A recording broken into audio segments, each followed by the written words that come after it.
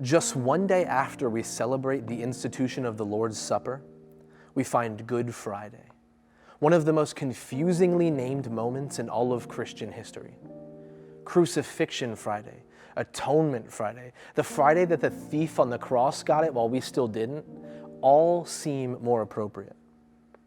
In fact, I wonder if anyone who was there would have called it a Good Friday.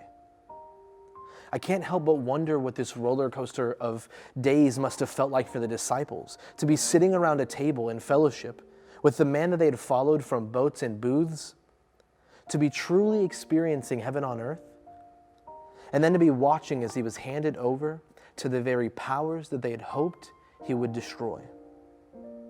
And all so that he could experience a public shaming that was designed to strip every drop of honor from him. For these disciples to be standing in the crowd, watching the one whose words once quieted storms, wondering when he would open his mouth to quiet the thundering voices. I wonder if they saw him being broken and they reminisced on the night that he took the bread.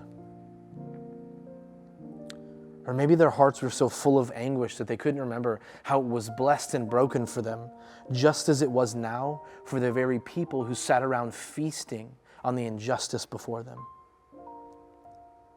I wonder if they saw and connected the dots. As the thorns dug in and the drops of blood and sweat fell from Jesus' brow, landing as an example of just how far our God would go to spill his own life so the people who drank in our suffering Savior might drink in new life. I wonder if they would have called it good while they stood and watched on the Friday that the light went out. To be there on the Friday that the light went out. On that first Good Friday. The Friday that the thief crucified next to Jesus recognized that he was on holy ground. It is today that we remember this story. Today that we remember how undeserving of grace we really are.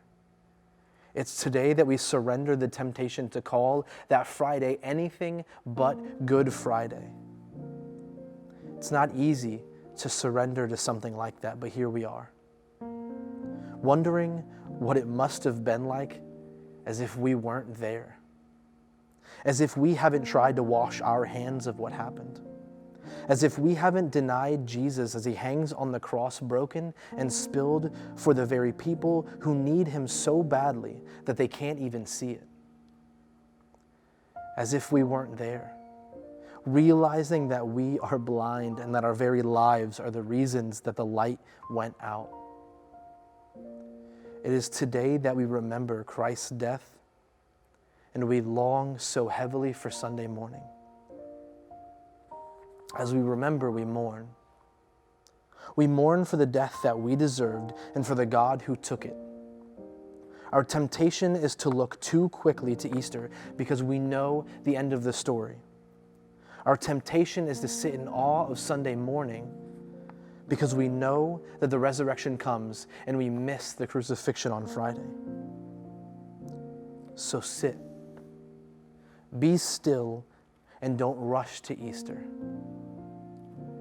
Remember Good Friday. Remember the moment that Jesus' body was broken and his blood was shed so that you can experience life. Remember and know that it was in fact a Good Friday. Then Pilate took Jesus and had him flogged. And the soldiers wove a crown of thorns and put it on his head, and they dressed him in a purple robe. They kept coming up to him saying, "Hail the King of the Jews!" And they struck him on the face. Pilate went out again, and he said to them, "Look, I am bringing him out to you to let you know that I find no case against him." So Jesus came out, wearing the crown of thorns and the purple robe. Pilate said to them, Here is the man." When the chief priests and the police saw him, they shouted, "Crucify him! Crucify him!" Pilate said to them, "Take him yourselves and crucify him. I find no case against him." So the Jews answered him, "We have a law, and according to that law, he ought to die because he has claimed to be the Son of God." He handed Jesus over to them to be crucified. So they took Jesus, and carrying the cross by himself, he went out to what is called the place of the skull, which in Hebrew is called Golgotha. There they crucified him, and with him 2 others, one on either side with Jesus between them. Pilate also had an inscription written and put it on the cross. It read, "Jesus of Nazareth, the King of the Jews." After all this, when Jesus knew that all was now finished, he said, "I'm thirsty." A jar full of sour wine was standing there, so they put a sponge full of the wine on a branch of hyssop, and they held it to his mouth. When Jesus had received the wine, he said, "It is finished." Then he bowed his head, and he gave up his spirit.